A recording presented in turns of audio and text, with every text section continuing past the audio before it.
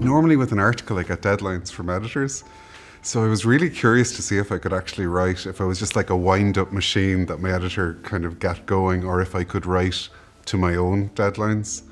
I wanted to see if I could remember how to write when there isn't that pressure, you know, just driven by a desire to express something. And this is the first time I'd ever kind of wrote personal stuff, so that was entirely new to me, and I kind of enjoyed it.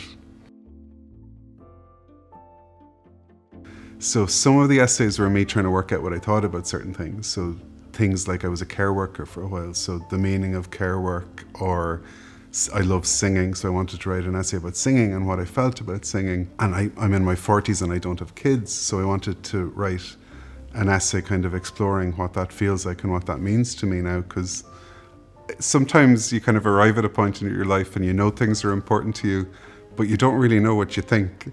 And essays are, on a personal level, they were a great way to help me figure out what I thought. For years I was really into kind of humour writing, people like Clive James or David Sedaris, PJ O'Rourke, and I knew I had funny stories I wanted to write down, and some of those I didn't think about that much. I just went, okay, here's a story I have told in the pub a million times, I'm going to just put it down on the page.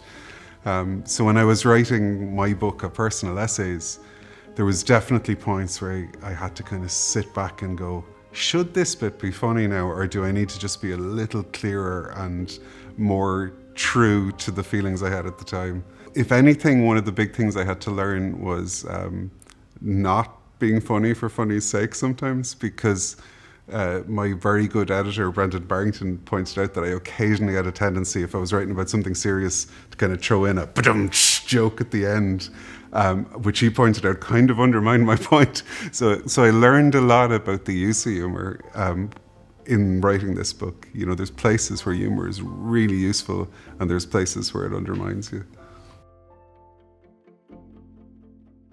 I think we're in a good era for Irish journalism, for all of the issues there are with, you know, funding of journalism and all the rest. There's some great writers out there. Like my colleague Rosita Boland is amazing. Jen Gannon is a reporter, or she's a culture writer, I think should get to write more stuff, because whenever she writes stuff I think it's so on point, and I'd love to see her writing a book. The first books I really loved were the Narnia books. I loved them so much, and I think lots of people say about the Narnia books, I just dreamt about falling into that world, opening a wardrobe and finding a way into it. So they had a huge impact on me, and I think ever since reading them I've loved kind of fantasy and science fiction and things about alternative worlds. Anna Carey, my wife, writes really good books for young adults and kids. She has a book out at the moment called The Boldness of Betty, which is great, and it's about the lock-in. It's about 1913. I am a really needy writer, so I show her a lot of stuff because I'm worried it's crap, and she is a much more self-contained writer that doesn't need to show me stuff until very near the end of the process. So we've never written anything together. It'd be cool to do like a script or something at some point.